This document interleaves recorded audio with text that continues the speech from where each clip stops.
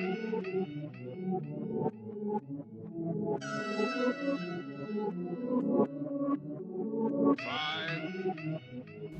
that was fucking gross. I'm sorry, guys. Groovy, baby. Oh my.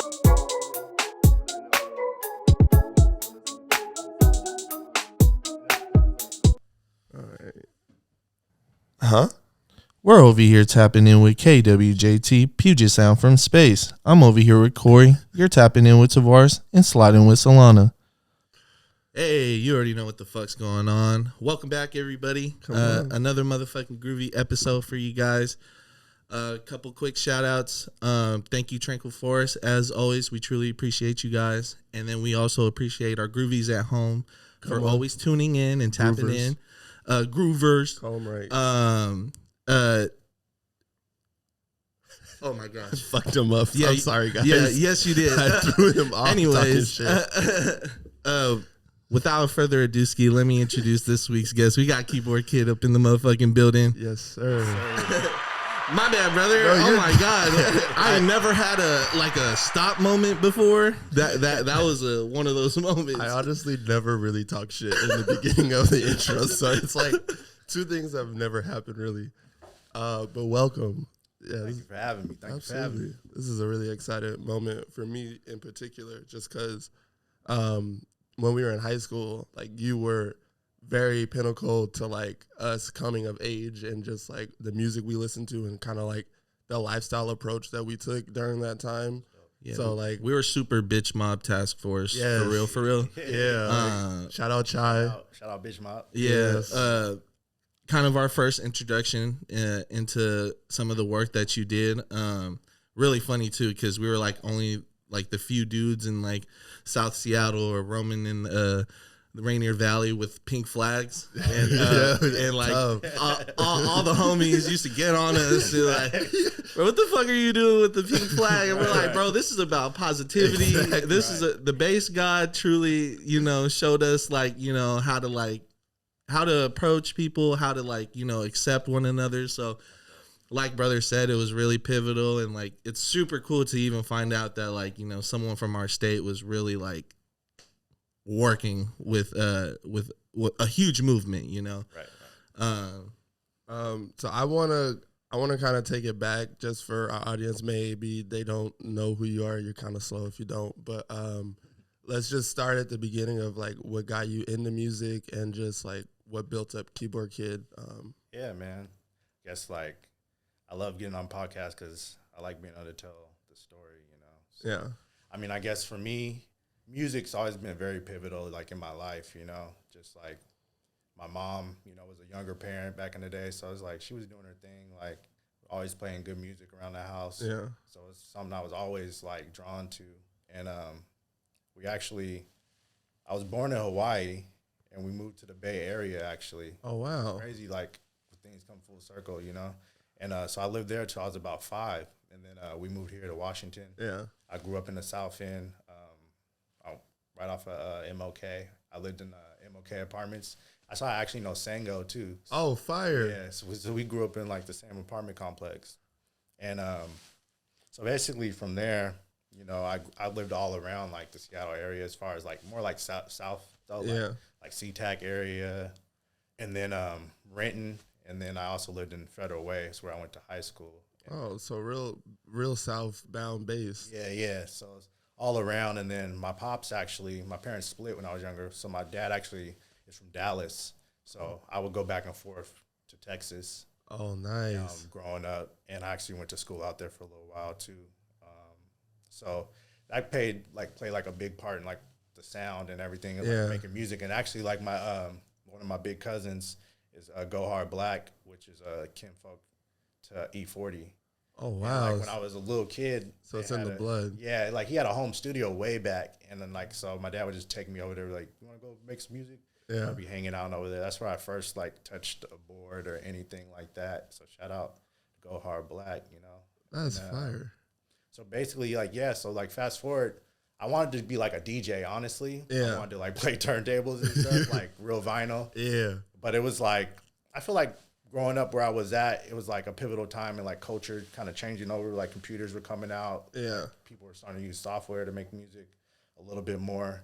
And like turntables at the time were still like, if you wanted some Technics or something, they were still like $1,000 or something, you know what I'm saying, for a table or something. Yeah. So I was like, do I want to try to like get some turntables, or do I want to try to get a car or something? You know? Same so price. I was like 16, you know? Oh, yeah. You know, around that age. And then, so I actually went with the car, and then I was like, damn, I still want to make music though. So I started looking into how to like do some software. Oh, and nice. I actually like was just on the internet a lot. I was like one of those kids, LimeWire, Kazaa. Early, yeah. You know what I'm saying? Bearshare, doing all the downloading and all that stuff, and, you know, getting into like forums and stuff.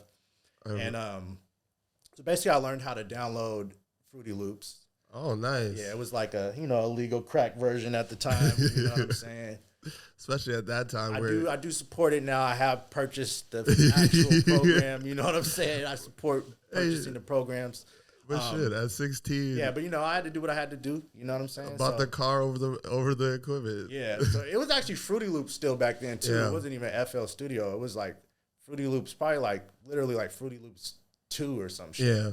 Like version 2. And like it was real like rudimentary. I feel like it would just like make sounds and stuff. And by the time I figured out how to use it, I was probably like, you know, getting out of high school, probably 18, 17, 18.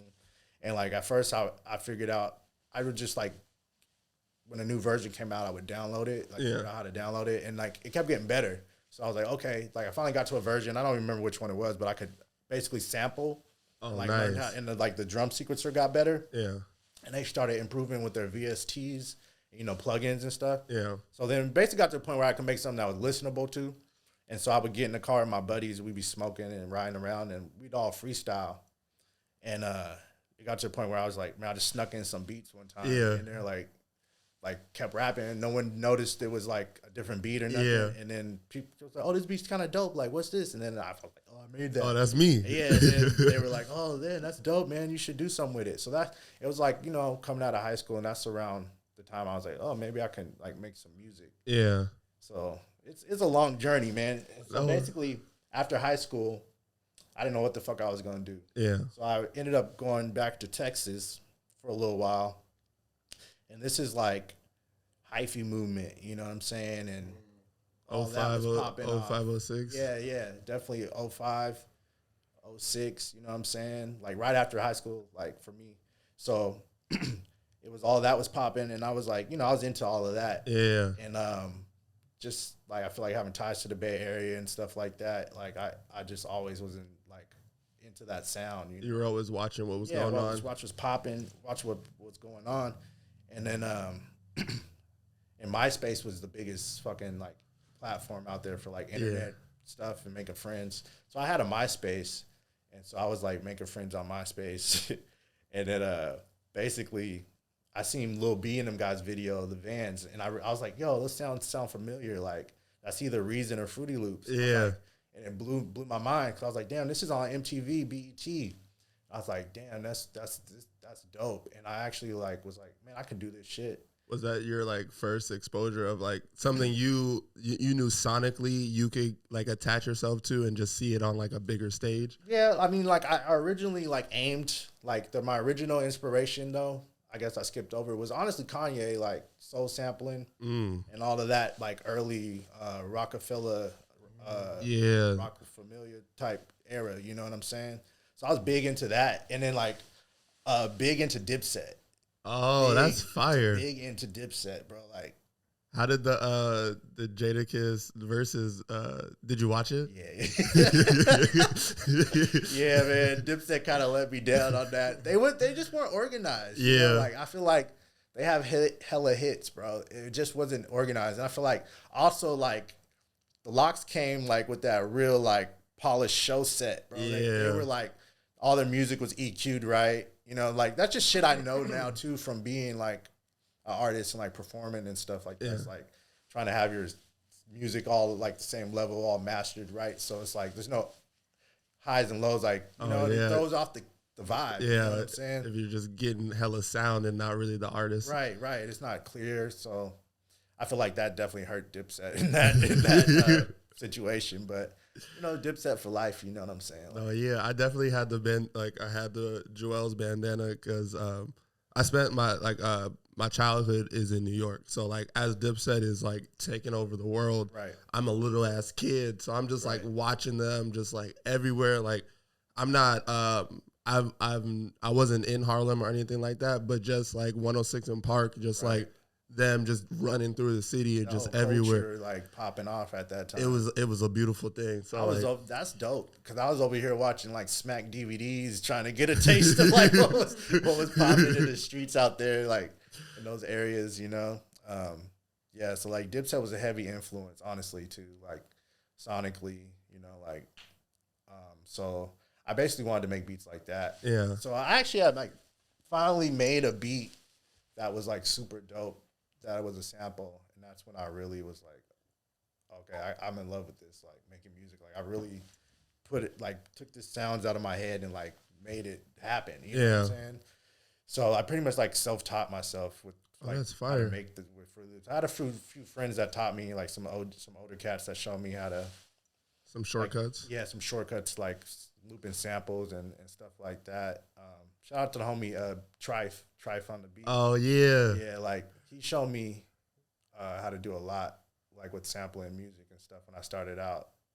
So that was a big help. How to like tie them together. Yeah. Hold on, I'm about to give that a big round of applause. He's a legend. You know what I'm saying? He definitely helped me out along my way. And there was another homie too called like DJ Feej at the time, and he was like making beats and like he was like sampling. So they actually like they helped me like. And then the homie T too at the time, he used Reason and he showed me how to sample. So I learned a little bit from like a lot of people, you know what I'm saying, and kind of just applied it. But honestly, how I linked up with B and it got to that point was all the internet, you know what I'm saying, like MySpace. So I was like on MySpace, and I seen it when I seen that video, the Van song. Yeah, I was like, and that was like the Swag Cats was on, like you know what I'm saying, like. And so I was like, damn, that's filthy. And then like something told me, like it was weird. It was like something told me to reach out to him. Yeah.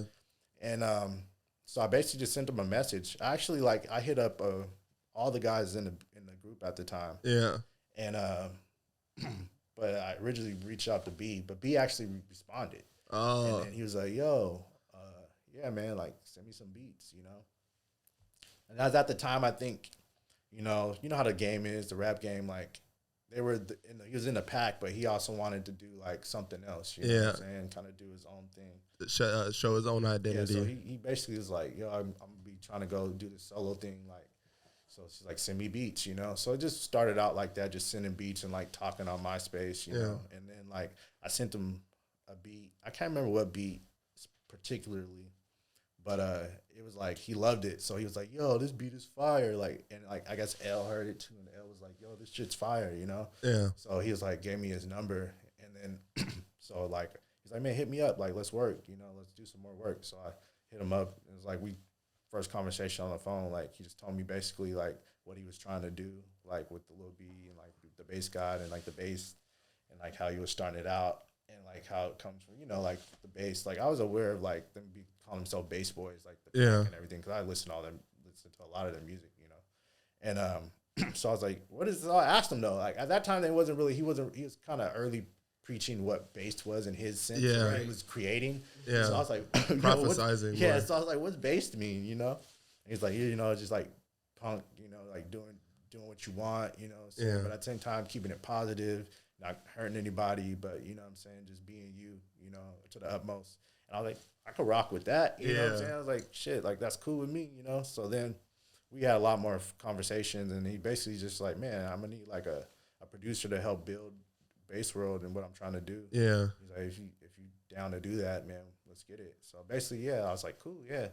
And then like meanwhile he had been touring with the pack, so he had came to Washington and Seattle and stuff, and we had linked up a few times too along the way, and like I went to the shows and kicked it with him. Oh, fire. Was that the first time when he was out on tour, was that the first time you two really linking up in person and getting a feel for each other? Yeah, that's when we first linked up in person, was like when he was out on tour. I can't even remember what show it was, but it was like a little show out here he did at the time where the pack was touring and doing shows. Yeah. So I was like kicking it with all those cats, like Stunna and like L and like Uno, and yeah, it was when I was getting to know them guys. So that was cool. And then like from there we just stayed friends, you know what I'm saying? Just like and just built it out. Yeah, just like fam now, you know. It's been some years now, so That's amazing. I wanted to ask during that time when you were building out the sound with Lil B, were you working with anyone locally here, or was I actually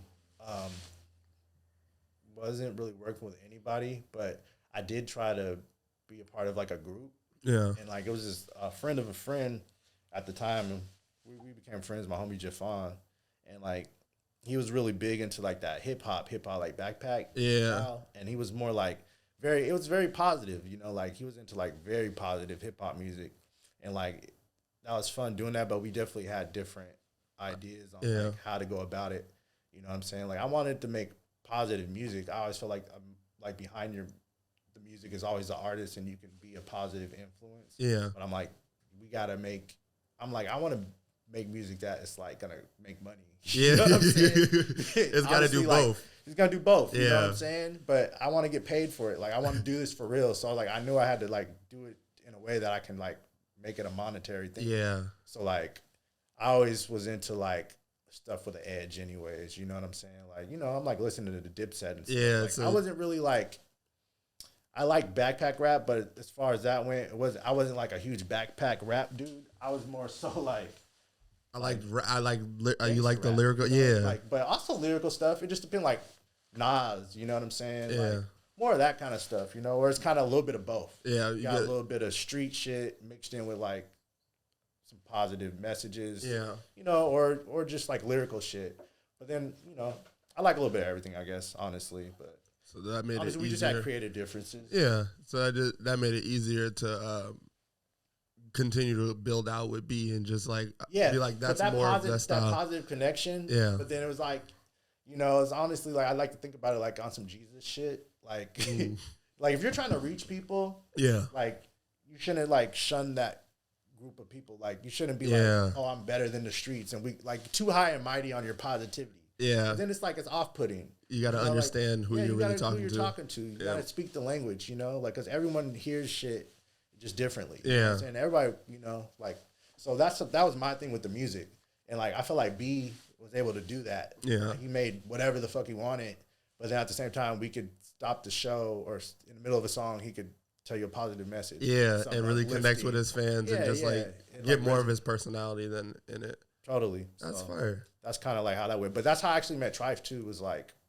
he mixed that first project I did with the homie. Yeah. Oh, that's fire. So it's like there's actually a CD out there somewhere. Like I was back in the day when you would press CDs. Yeah, You would sell CDs and stuff. And then actually, you know, I gotta Narwhal you one day and just go find it. man, that'd be crazy. Yeah, it's out there. And then Game Boy. You know the rapper Game Boy that used to be out here years ago? He changed to Jugga Hill. I'm not familiar Oh, though. okay. He's Neither am a I. rapper, a local cat Yeah. out here. And he was actually like doing some shit back around the early, you know, time I came out, like pre-2010s. Yeah, it's like 08, 09. Yeah, probably around that time. And so I actually made a beat for him. He's one of the first cats to pay me for a beat, actually. Oh, that's fire. Shout out to him, man. For real. When that happened, did it give you confidence that you knew you were onto something when someone was like, "Hey, bro, let me buy that. Let me get on. Like, let me have this." Yeah, that was, you know, at the time, that was all cats wanted. You know, it was like some recognition as far as like someone getting on your beat. Yeah. You know what I'm saying? Like making a song on it was like, yo, that's crazy, you know? So yeah, that definitely was motivation right there. Like, and I was back in the day, like there was no Cash App and shit. So He paid you, went to the bank, pulled the withdrew it. money out, had to he kept a little business receipt. So I got my first little receipt. Oh, that's fire. That must That have was been cool. a gratifying moment as an artist, huh? Yeah, it definitely validates the time you put in, you know what I'm saying? Yeah. Cause like starting out, like man, like I didn't even have like the best computer or nothing. Like I honestly had like a laptop and some headphones, and that was it. I don't even know good headphones. But I feel like most people who start out with like just the base necessities of what it takes to like put in the hours Right. usually are people who last just because you know like, all I really need is this computer, these headphones to like make the beats and just like get it out to the people. Right. And then it builds all the like the extra shit that you can obtain once you're like people are paying you and things of that nature. But I feel like if you really want something, you'll get the basics of what it needs and just put in the time to get the other things or just sacrifice it another way to add to it. So I think that's really dope that you just, because most people are afraid to even take that first step of just like, oh, I need all of these things to get to this place. But like, you should just really start. Yeah, you just start. That's the main thing. Like, and my mom told me that, you know what I'm saying? Because that's why I was like making beats. And she's like, well, if you want to be an artist, like, the point is to give it to the people. Because that's art, you know, like they're the judge of it. You know what I'm saying? Like, it's not art if no one sees it or hears it. Yeah. And it can't even be called, what is it? You know? It's yours. It's mine. You're sitting there. But so, man, I encourage anybody, like, just do it. Put it out. You got something sitting around even that you already made, maybe, you know, you never know. Yeah. Especially now, the internet, that's what was dope too coming up, was like really just taking advantage of like the early internet. You know what I'm saying? Like even how I met B, and that's how like I met B, and then like B linked me with Soulja Boy back then too. Cause I did like a beat on like their Pretty Boy Millionaires mix. Yeah. Stuff, like Millionaires. I actually had like a beat that he liked a lot at the time, and was gonna be on the album. He was trying to get it on the album, the DeAndre way, I believe, with Pretty Boy Swag and all of that. But then my hard drive crashed. Oh. And he was like, "Send me the sessions," and I didn't have it. That was heartbreaking. We are not fans of corrupted hard drives over here. I kept that hard drive just as a reminder to like never not have another backup on top of a backup. So when this podcast first started, I had one that crashed. I bought a new one that crashed the same week. Yes, I had literally beginning stages of the pod too, so we're really getting hit with like thunderous. Keep going. Yes, it's just exactly. It's like damn, something done going on. Want to get this shit popping. Exactly. Like, straight about to flip the pod room because we just shot like 2 pods and like gone. Both podcasts were gone. And that's heart wrenching. I feel the pain because man, nobody wants to be on that side of the story when that happens. So. Always back up your backup. Exactly. Have a backup for the backup. So and have another backup. Exactly. Just keep so many hard drives until they just start giving them to you for free. For real. Because that's the worst. That's the worst thing. So that happened to me. There's a lot of songs on there that got lost too. Like even stuff that me and B were working on too. Like the Thrax Kiss album that like it never came out. You know, not yet. But man, there's a lot of music lost on that hard drive. That sucked. But yeah, man. KWJT, we're here smoking on the finest. You already know what's going on. Another week of tranquil field activities. What strain do we got this week? That's some candy grapes, and then candy grapes. Keyboard got some. I think Dos Reinas. Ooh. Dos Reinas, candy grapes. That's what we got on the show this week. If you see me over here getting fucked up, you already know. We already know why. We almost a half an hour. We almost a half an hour in. We got like another 30. If you could just fight the demon. No, I'm good. I wanted to share a moment with you. I'm not sure if you. Hopefully you do remember, so this story don't sound weird. But you had a neighbor. I don't know. Back in Auburn, his name was Jason Young. He was an USO, and you taught him how to make beats, or basically taught him how to run the software. It's okay if you don't remember. Wow. But I just want to let you know that is my manager, and it's my producer. He's my producer. He was really excited to hear that you were coming on the show, and I wanted to share that moment with you because I create music, and I create some of my most favorite music right now, and really a trickle effect because of you. Wow. That's crazy. Yeah, I remember my boy Jason. He let me know that there was times you guys were neighbors, and he just started music, and you had mentioned to him that you make music as well. Right. And then you guys got together, and he needed help with the software, and you basically put him on game. So Oh wow, that's crazy. Yeah, this is one of those. Sounds very familiar, but I do smoke a lot of weed. Hey, no worries. But that's amazing. That's super dope. That's fine. Yeah, that's fine. I wanted to take the opportunity to let you like, know that because appreciate that. Like for us to sit in the same room and have a full circle. Yeah, like it's really insane. Like to hear your beats as a teenager going through high school, off of one of our favorite artists, and then to know that like you represent the town, and then like to even like years later where I'm an adult have like an impact on someone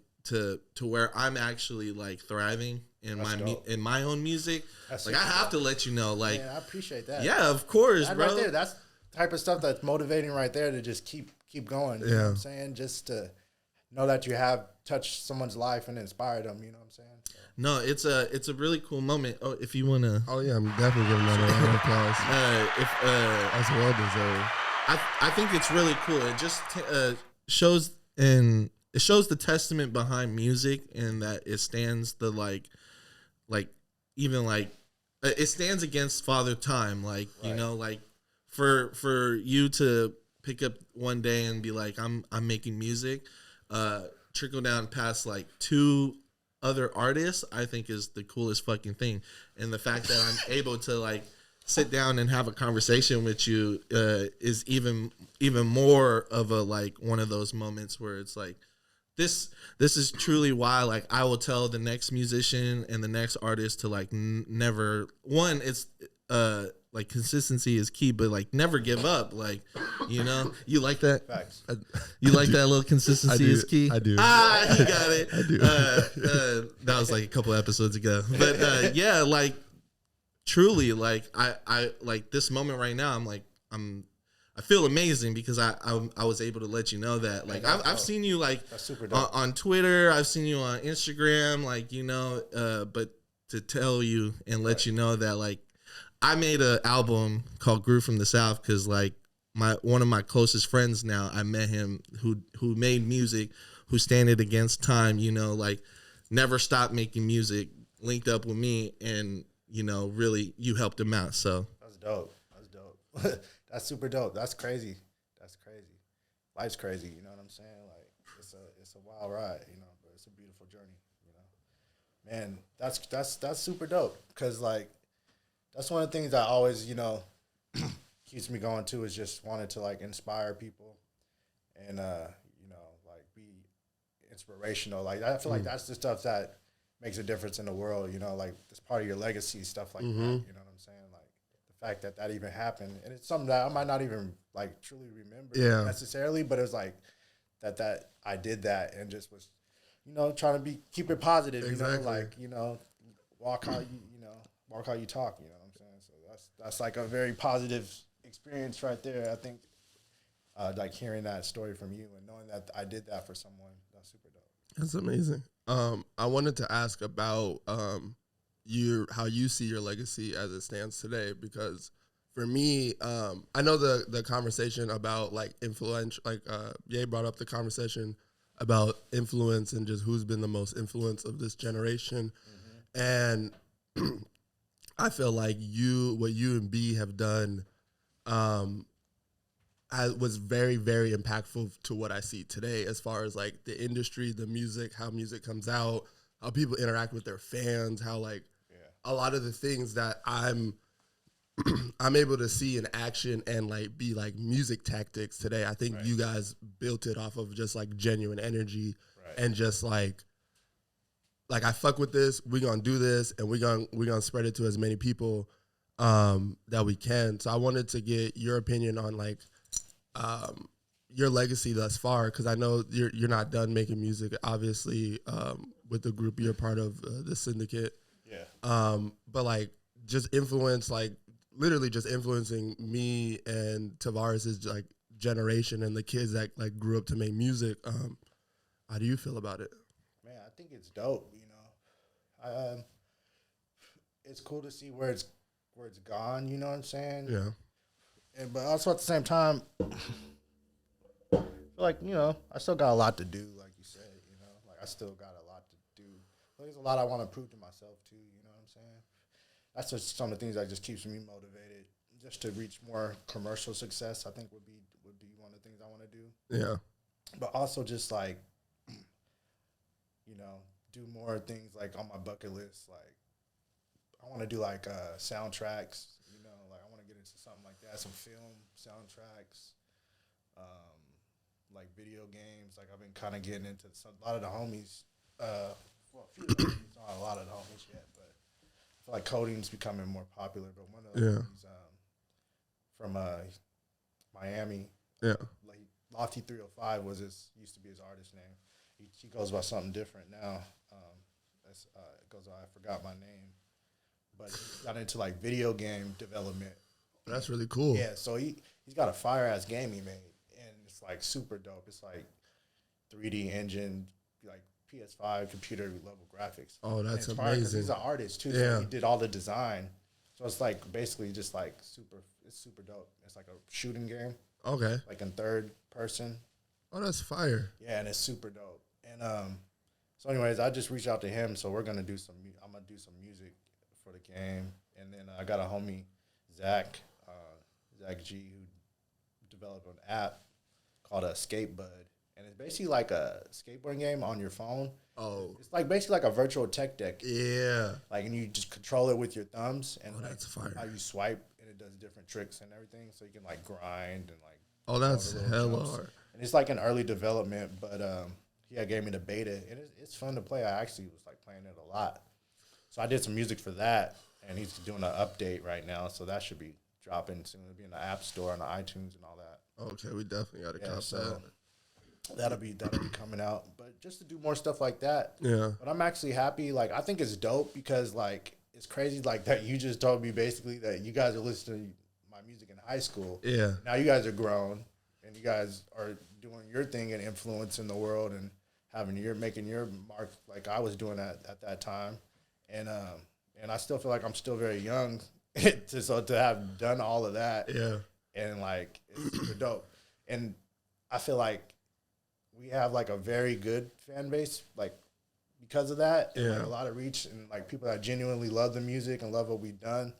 So it's like it's never like not a good time to just keep creating and putting out music. Yeah. You know what I'm saying? So I think like me and B been talking a lot too as far as like what he's got coming, and so we just got a lot planned, you know what I'm saying? Like just doing what we did as younger men, you know what I'm saying? And just trying to and doing it even better, you know what I'm saying? So we got a lot of stuff in store. And like you mentioned, like I'm part of the Cyanide Syndicate. Yeah. Like that's, you know, shout out Nacho and Kinayada.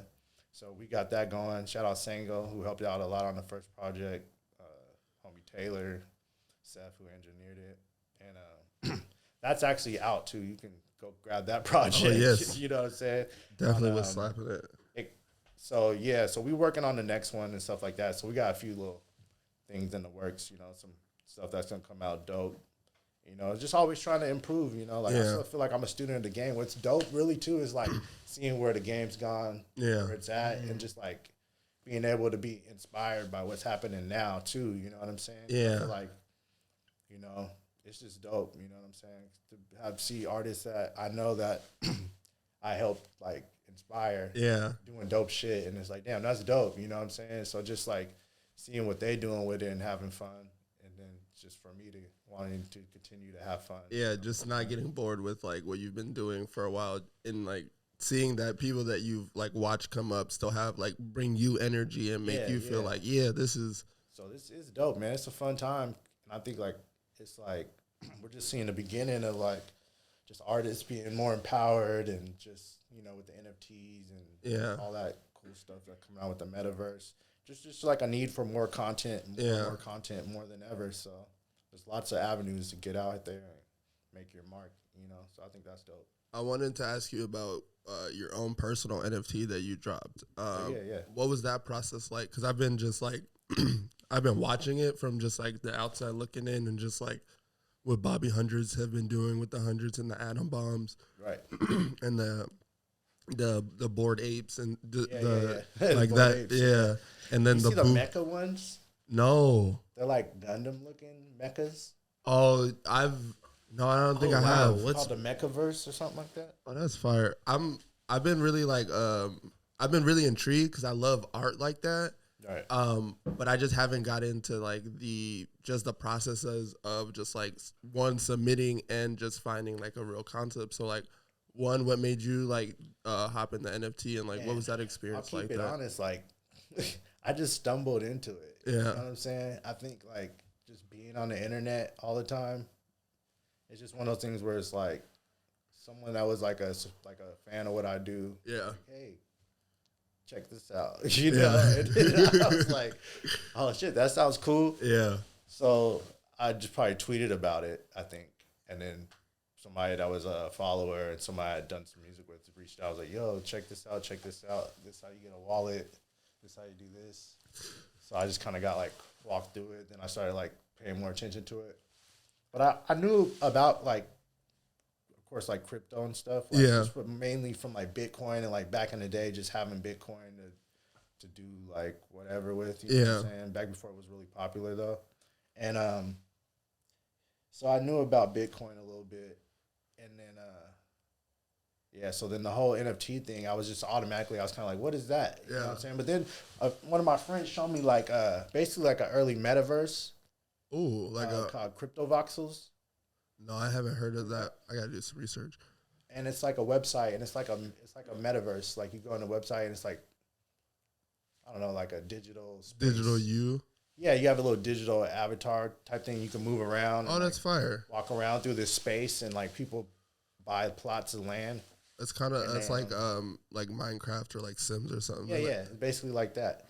And but people have like NFT museums and art galleries. Oh, you can walk in there and see the stuff that people own, or like people like can like do auctions in the metaverse. Oh, and that's buy, fire! Like the art, and like people can DJ. Like I know cats that are like doing DJ parties in there, and like you can get tipped Ethereum. And, like whatever tokens that people are like want to pay you with. Yeah.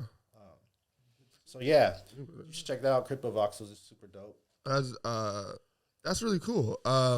I didn't know anything about that. I've only been like watching the open seas stuff and like just kind of like watching just from like the outside of just like what is it developing in, like who's playing, who's actually like speaking on it, and what are their intentions and things like that. So that's why I've been like watching like the Bobby Hundreds and the Gary V's of the world, because like I feel like their overall intentions are pure as far as like where they want to take the world, as far as like it's not about like I would rather make you money as I make money, because that's cooler to me than just like me making all the money. So like I've been watching just their interest in the space.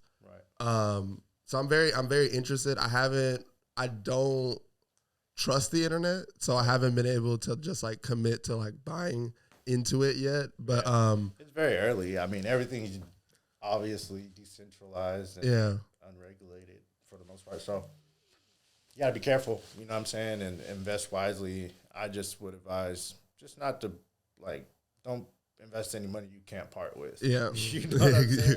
Because that shit might be up, or that shit could go down. Yeah. Might get frozen. All types of You shit. know what I'm saying? Like, so yeah, it's like, it's interesting, but it's dope. I feel like there's definitely a lot of money being made. Like, you can make good money doing it, but you know, definitely just try to educate yourself. But like, as far as me, like, I just kind of got lucky. Like, I just kind of was just listening to what people were telling me. Yeah. Just kind of trying it, and then also some friends of mine that were like well educated, and it kind of walked me through some things. Yeah. Like I did a NFT release with Catalog Works. It's like a music NFT. Yeah, I saw that. And it was like, that was real cool. It was just like minting a track, you know. So that was that one. And then I linked with another artist named Digital Purity who did like the design, and I did the music score to it for the other NFT that I just released like not too long ago. And that one is like a 3D render. So that's like, really it's cool. Like a video, just like a video 3D render with music, you know, like an original track that I've never released anywhere, and I won't, but except for that NFT. Yeah. But yeah, that one's dope. It's like a 3D, looks like a, you know, like a digital me. Oh, that's like me before I cut my hair. And just it's like playing music. Well, it's just like a render, and it's like kind of turns around. Like it's like a face, like a what do you call those things? It's kind of like an animation. Yeah, kind of like it's like an animation. But what do you call those? Like people have those like heads of themselves. A bust. Yeah. It's like That's fire. bust. That's fire. Man, this is a question for the both of you. Do you guys think artists will have to depend on the internet as we move forward? Getting towards the future. Oh yeah. Oh yeah, definitely. Like more so than ever. Like it's all the internet. It's basically one big arena. Yeah. We're all in it now, and you just gotta try to get as much traffic as you can. I agree.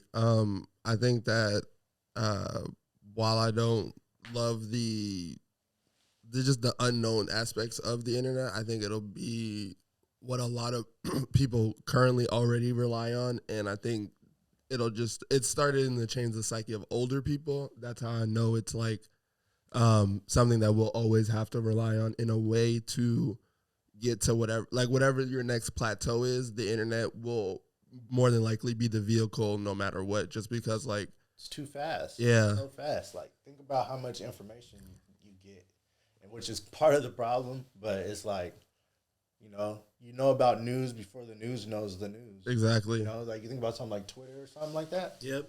It's like a lot of times I would see a story on Twitter and it'd be like, damn, that's crazy. And then like the news people, you see them, hey, can we borrow this video? Yeah. And like for real, then they'd be like, then it's on the news later, like a story that happened on the internet. And you're like, or some shit. The weird shit is like when you see some crazy shit play out in real time. Yeah. Like some bad shit, and you're like, damn, that was really happening.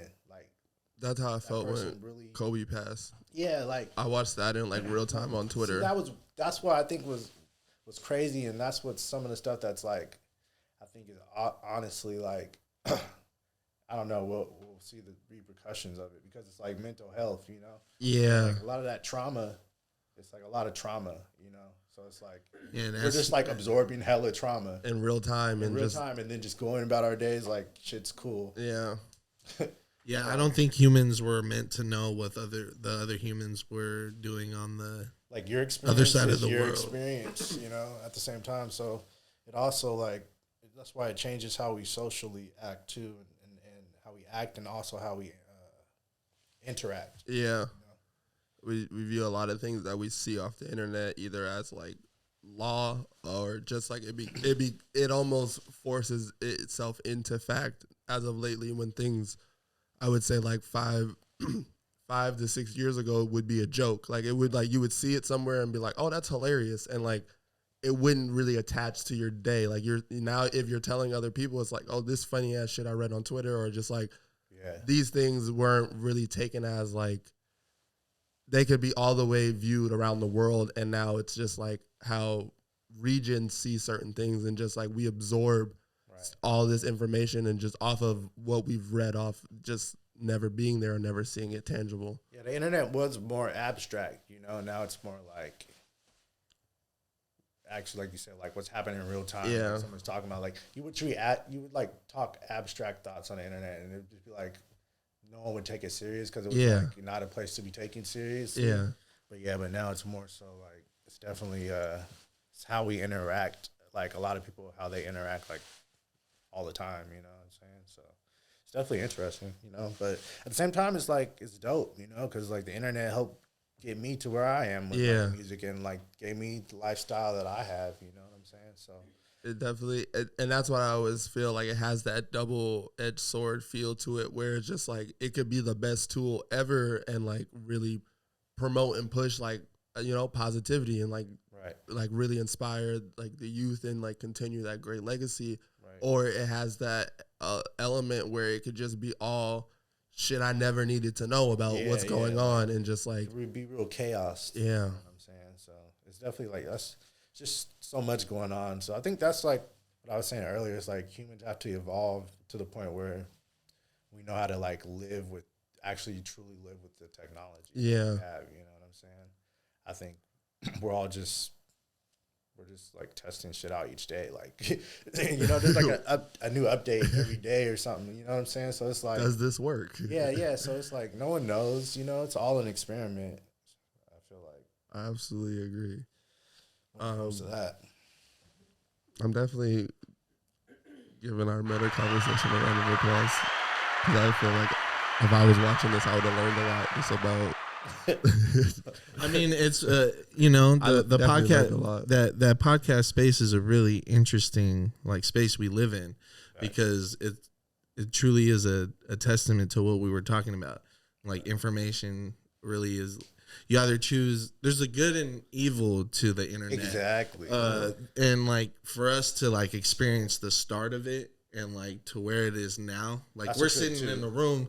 We use the internet to give story and highlight. Like that's how I make. Like that's how I reach out to. Like so, that. Like I love those elements. Like today is one of those like full circle internet moments for me because I discovered the movement on the internet.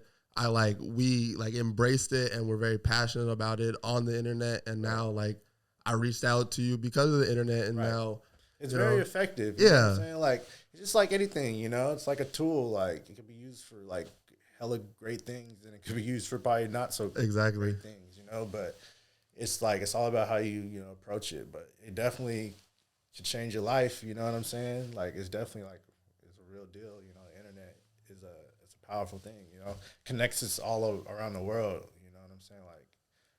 Like you were saying earlier, like knowing about other humans. Like, exactly. We didn't know like what was popping in France. Not at all. Or like Tokyo or like what they were into in Korea. And, unless you like had a friend who went and brought something, you know, like showed you in real time. Like think about how like the phenomena like BTS and all that stuff like even happened. It's like that's like the internet. Cause, like, you could see them. You know what I'm saying? It's not like they don't have to necessarily be over here and trying to get signed to something and then like they already popping. Exactly. Then they just come here and take over. Yeah, it's like you build a fan base like remotely. You can like people in Russia or Sweden or some people listen to my music or you know what I'm saying, or Japan or Korea or wherever, you know, and it's cool because like or France or in Paris because like you wouldn't know that back in the day. You wouldn't know that, you know, until you went to that. Like unless you got it, if you got a Europe like someone to take you overseas and be like, oh shit, they fuck with me out here. Right.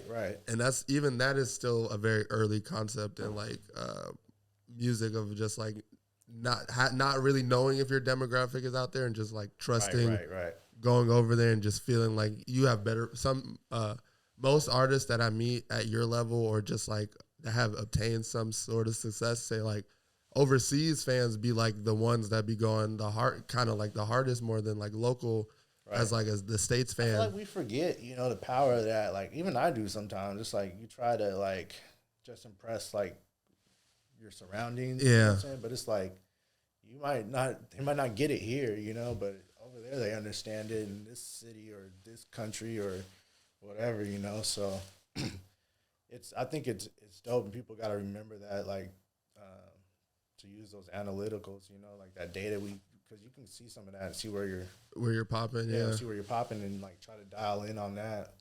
I think that's super dope to be able to do that. You know what I mean? I wanted to ask you, what was where was a place outside of like America that you had one of those moments where you're just like somewhere and you're just like, damn, they're like really fucking with me out here. Like I still really gotta travel more. Yeah. But like even just in Canada, you know what I'm saying? Or like places like that. Like I knew like what was crazy, more so just like getting like hit up from like publications and stuff and like people like that and then being like, you know, want to do a story or an interview or something. I'm like, damn, they listen to my shit over there. Like, you know, it's like like, and then I look up the publication and it's like really like established, like a dope one over there or something like so that was cool, like stuff like that happening. And then but like going to Canada, like Vancouver up there, and then just having like artists, you know, that reach out over the internet that are from out there that want to work and stuff. Like, oh, it was a good feeling. Yeah, that's super dope. So I think it's that. I still definitely got to travel more. I still want to go like, I still got to go to like Europe and all that stuff. You know what I'm saying? Yeah, it was Australia. I want to go to Australia too. I'm dying to go to Australia. Hell nah. What? I'm trying to see a kangaroo. I want to go there, In but and out, they though. got the exotic everything. Bro, I'm trying to see a kangaroo. Everything trying to kill you out there. I'm not trying to see the exotic scorpion, spider, Fuck koala that. bear. Like I'm not. Spider, monkey, Like I'm not. Ooh. snake with venom. I'm just thinking about it right now. I love shout out the Aussies, you feel me? I love facts, y'all. facts. You guys are amazing. You Come on. travel amazing. You're the nicest people in the world. You guys type be shit. vibing. And like cool as fuck. But like I don't know if they're the nicest people in the world. They're like they travel True. well. They travel well. True, they be true, going true. crazy Yeah, in their let me own not. country. Let me not. I definitely want to check it out though. Hey, yeah. It's one of those places that I've always been like, I want to see a kangaroo being a kangaroo Yeah. in real time. I'll see a kangaroo via Zoom, Nah. Kangaroo Discord. on my Oculus, some VR. No, I'm trying to see that shit. Kind of crazy. They look insane. That's Yeah, why I heard they're like bunnies. no, they're like deer They're like deer. because they're not smart and they do dumb. No, I was talking to someone back when we used to work for Salt and Straw. I was talking to somebody who was from Australia and they were like, yeah, because I told them this. I was like, I really want to meet a kangaroo, and they were like, they're kind of stupid. They're literally like deers. Like if they get in the road, they're just like in the way, and like people just hit them like deer. And I'm just like, damn. Oh my goodness. because there's like hella kangaroos, and they're Yeah. just like, fuck these big ass kangaroos. But I was like, fuck it, Hopping around. yeah, they ain't Man. finna deter me. Man, that's why the world is crazy, bro. Like, what the fuck is a kangaroo, bro? Like, a kangaroo's crazy. You think Bro, about it. that's why I'm trying to meet A the marsupial, big ass marsupial with a pouch. that's crazy. What?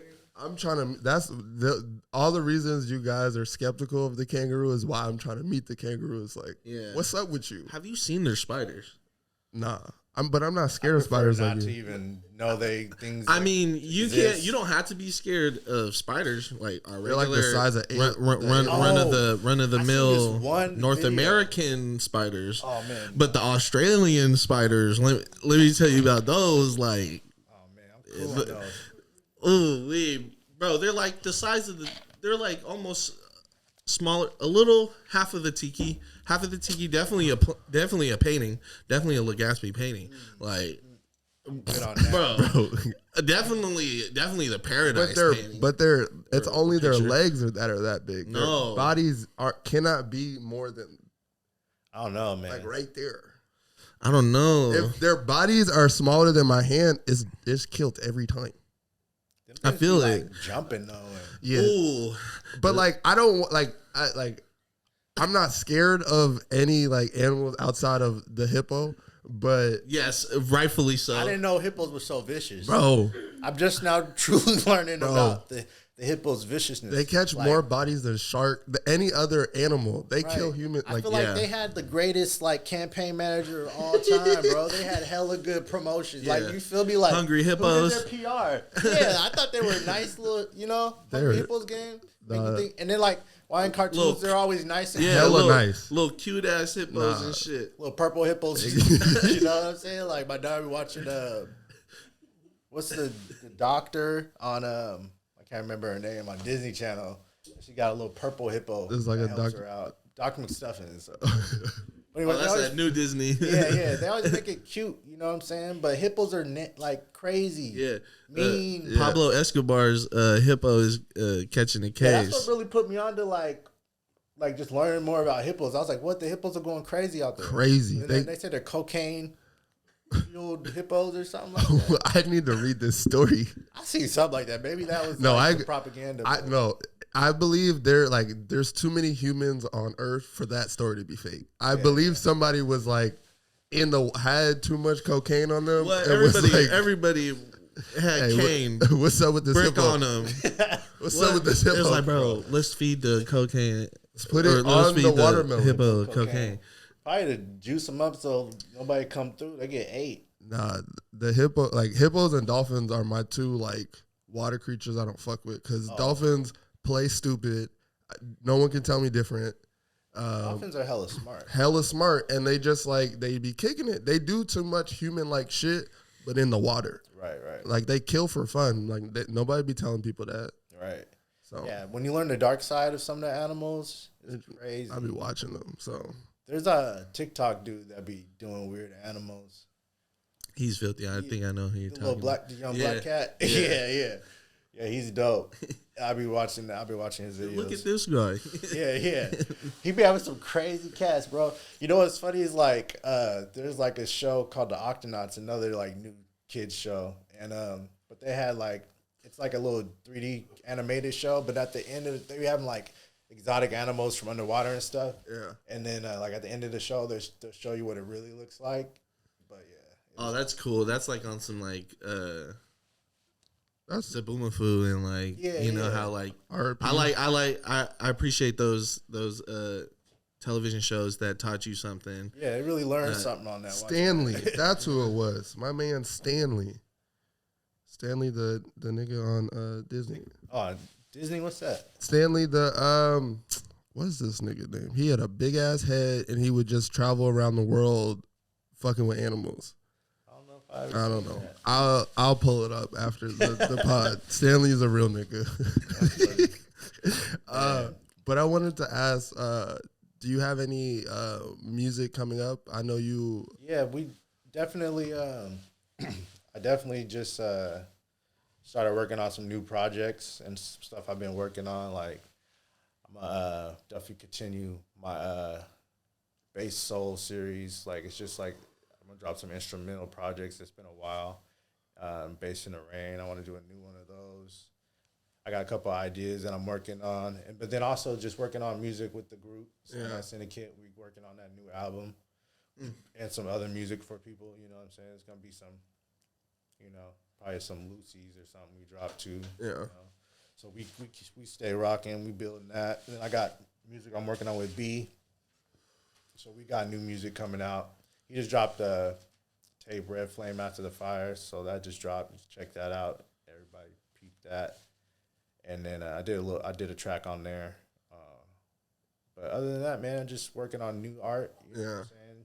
Got a lot of stuff in the works. Definitely working on some new stuff for Kinayata and Nacho. So we gonna keep dropping. So. You guys are a fire trio. Yeah, it's dope to link up with those guys. You know what I'm saying? Like to get that popping. So I'm glad we got that going because it's something we talked about doing for like years, not as a group. But like you and like working, doing something here or there. You know what I'm saying? So now we really locking in. You know what I'm saying? So we definitely gonna continue to keep making music. So when you guys create together, do you guys all agree on like the direction, or is it just like you'll just start cooking one day and just be like, all right, how we feeling about this, and then it'll just slowly start to develop into like a full project? Like a little bit of both. Yeah. Like as far as like the group, we definitely trying to go on with like direction. You know what I'm saying? I feel like with the second project too, it's like want to dial it in a bit more. You know what I'm saying? Because first project was like us working all together like the first time. You know what I'm saying? So it was definitely like a bonding experience and just like I feel like getting comfortable like making music together. And, like, knowing each other's like tastes as far as like the style goes and everything like that, while still making something new. You know? So with the second album, we definitely are trying to dial it in a bit more. So I think that's what's taken some time to it coming out. Like with this one, we don't want to just rush anything we put out as a group. Yeah, like we want to definitely make sure it's a dope album and something that we all enjoy. And something that speaks, from all of us. Something cohesive. That makes sense. Yeah, I love that. I really enjoyed the first project, and I love the boxing the video. Oh yeah, you guys were going crazy. Yeah, that video was crazy. You standing in the back with the belt while they're both rapping. Yeah, that was cool, man. We had fun making that video. It's funny, like that's actually the first video we shot. Oh really? That was the first video we shot, but it was like the last video we ended up releasing. But yeah, that was a fun project, man. We tried to do something different with every video too. Like they had the video was like a 80s like Troa film. Yeah. Troma, you know what I'm saying, with like the monsters and all that. No, like that was dope. And then we did the animated one for Lice, and then they did I feel like more like a traditional cool laid back style for the Big Chips. Yep. I was really enjoying, like, especially like talking to you guys and just knowing your guys' like own personal interest. I felt like from the cover art to like the song choice, like I felt like it was really like you guys just having a bunch of fun and just be like, oh, that's dope. Let's do this, and just like running with like really fun energy into it, and just like while you guys were curating it. Yeah, definitely. We were just kicking it like the whole time, like making that project. We just kicked it, and like it was definitely a lot of that, just like a lot of joking around. You know what I'm saying? And then just like some songs like even started out as like a troll. You know what I'm saying? Like just fucking around, and then it's like, oh, hey, I think we might got something. Yeah. And then we meshed it out. You know what I'm saying? So it was a fun experience. This time, like, they both moved to LA, so it's a little different because we're working more remote. Yeah. But I think we're trying to just get the foundation of it, and then probably, I'll link up and, like, go in the studio and, like, get everything, like, smoothed out. Yeah. So. That sounds fire. Try to drop something this next year, you know what I'm saying? 2022, yeah. It's the year to drop. Yes, sir. Please give Big Bro a motherfucking hand clap before I take this motherfucking out. Yes, sir. Man, thank you for grooving with us. This is KWJT. We got KeyBoardKid, Solana, Corey.